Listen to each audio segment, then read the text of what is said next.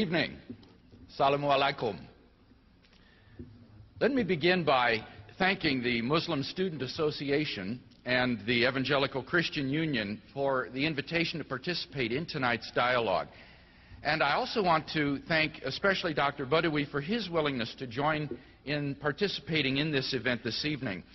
It's been my prayer that God may guide us all in our spiritual journeys, and that tonight's event might be a significant step forward for some of us in our journey toward Him.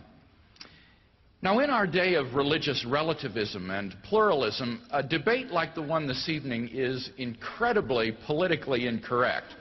All religions are supposed to be equally true, right? So what's the fuss all about?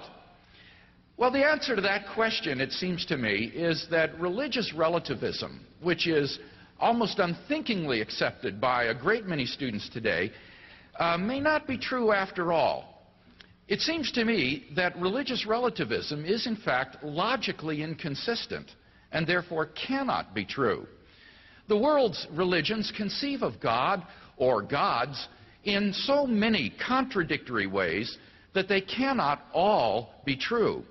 In particular, and I'm sure Dr. Badawi would agree with me here, the concept of God in Islam and Christianity is so different in crucial respects that both religions cannot be right. For example, Christians believe that God is tri-personal, that the second person of the Trinity took to himself a human nature, that Jesus of Nazareth was therefore both man and God, that in his human nature he died to pay the death penalty of sin that you and I deserved, but that God raised him from the dead, thereby showing his sacrificial death to be effective. Muslims deny all these things. We cannot both be right. We could both be wrong. Maybe it's the Buddhists who are right. But we can't both be correct. Thus, every one of us, whether Christian, Muslim, Buddhist, Hindu, atheist, agnostic, or what have you, needs to ask himself what reasons we have for thinking our persuasion to be true. Otherwise, we run the risk of being self-deluded. Accordingly, I'm going to defend two basic contentions in tonight's dialogue. Number one, there are good reasons to think that the Christian conception of God is true. And second, there are not comparably good reasons to think that the Islamic conception of God is true. So let's turn to my first basic contention, that there are good reasons to think that the Christian conception of God is true. Now, obviously, Christianity, like Islam, comes in a variety of forms. But what I'll be discussing this evening is what the writer C.S. Lewis called mere Christianity, the common beliefs of all of the broad segments of Christendom, whether Catholic, Orthodox, or Protestant. In particular, I'm going to suggest, first, that Jesus of Nazareth regarded himself as the unique, divine Son of God. And secondly, that his divine self-understanding was vindicated by his resurrection from the dead.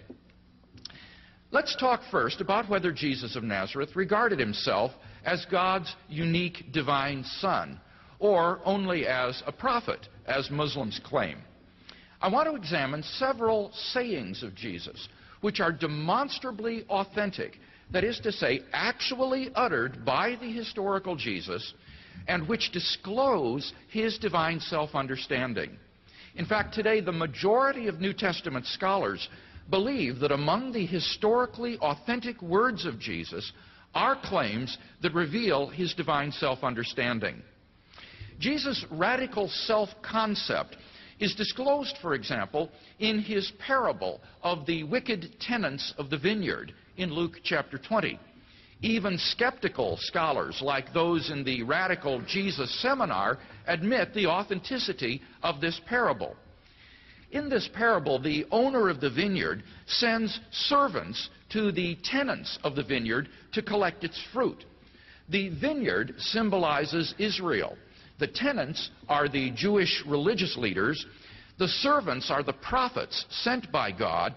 And the owner is God himself. The tenants beat and reject the owner's servants.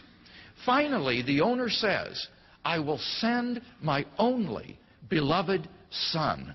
They will listen to my son.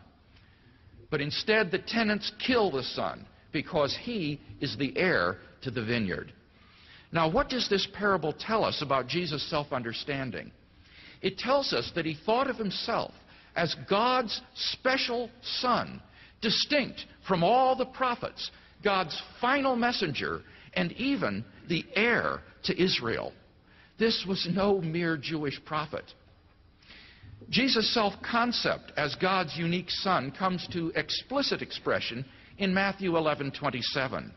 Jesus said, all things have been delivered to me by my Father, and no one knows the Son except the Father, and no one knows the Father except the Son, and anyone to whom the Son chooses to reveal him. Again, there's good reason to regard this as an authentic saying of the historical Jesus. It's drawn from an old source which is shared by Matthew and Luke, which scholars call the Q document. Moreover, it's unlikely that the early church invented this saying because it says that the Son is unknowable. No one knows the Son except the Father. But for the post-Easter church, we can know the Son. So this saying is not the product of later church theology. But what does this saying tell us about Jesus' self-concept? It tells us that he thought of himself as the exclusive and absolute Son of God and the only revelation of God the Father to mankind. Now think of it. If Jesus wasn't who he claimed to be, then he was crazier than Jim Jones and David Koresh put together. Finally, I want to consider one more saying. Jesus saying on the date of his second coming in Mark 13:32.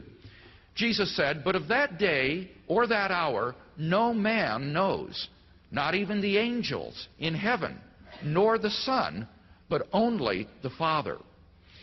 This is an authentic saying of the historical Jesus because the later church, which regarded Jesus as divine, would never have invented a saying ascribing ignorance or limited knowledge to Jesus.